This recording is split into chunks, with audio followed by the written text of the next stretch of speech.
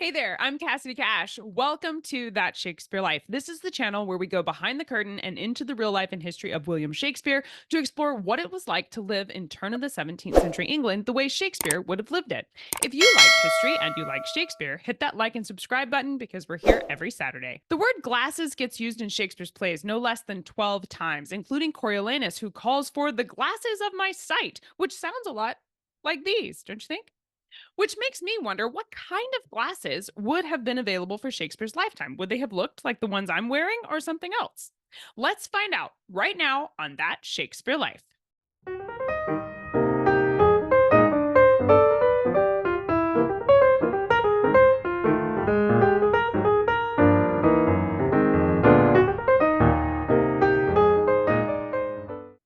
In As You Like It, Act 2, Scene 7, there's the famous reference to the seven ages of man, and the sixth age is characterized as being with spectacles on nose and pouch on side.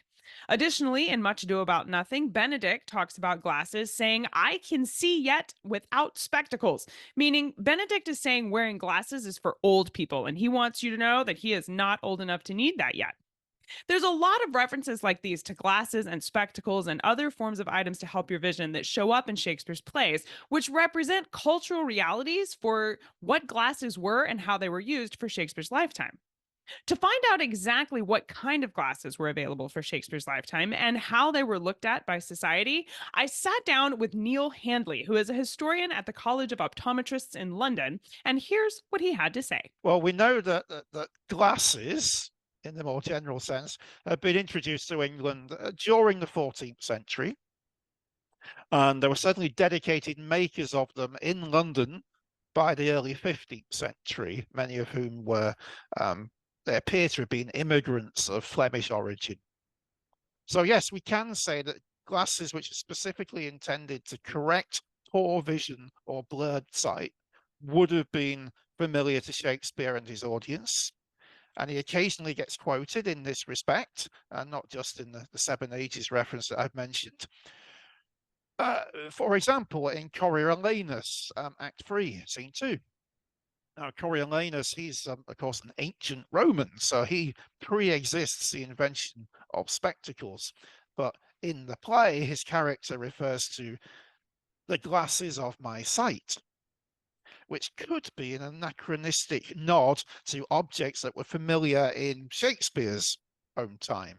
But it has to be said, a reference that's vague and ambiguous. He says, for example, that these glasses take up his tears.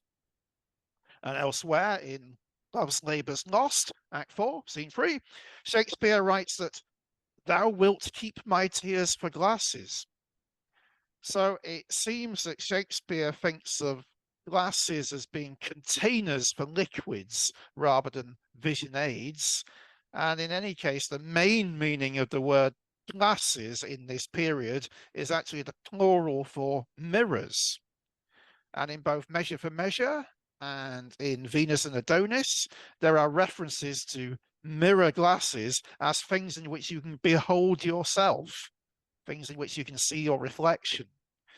And in Richard II, when the king speaks to his uncle about the quote, the glasses of thine eyes, he's clearly referring to the reflections that he sees when gazing into the naked eye.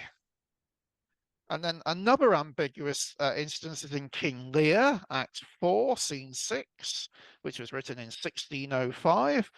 When in the countryside outside Dover, we've got the old king, and he's wearing a very flowery costume.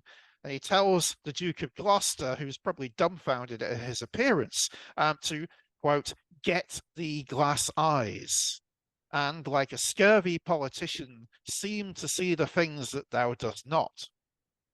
Well, Cassidy, what we have here is a common trope throughout history that somehow spectacles help us not only to combat physical blur, but to see more clearly what people mean.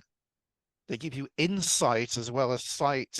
And we have a much later engraving in our museum collection here in London, which is entitled A Pair of Spectacles Easily Seen Through. And the suggestion is that these glasses could help you see through the lies of politicians.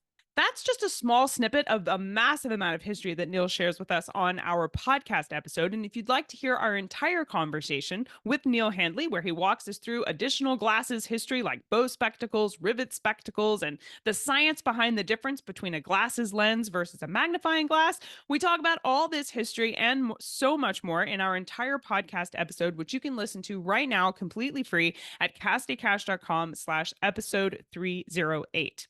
While you're there, if you would like more in depth visual history about glasses, including a copy of the engraving of spectacles from Shakespeare's lifetime that Neil mentions today, and some other portraits of bow spectacles and period examples of the history that we're talking about in this conversation, be sure to click Become a Patron. It's an orange button on the show notes page. And whether you sign up as a new patron to our show, or if you're already a supporter of our show, you can use that button to enter your Patreon credentials, and all the bonus content will expand right there on the same page where you're listening. It's a great compliment to while you're listening to the show to be able to see some of the extras.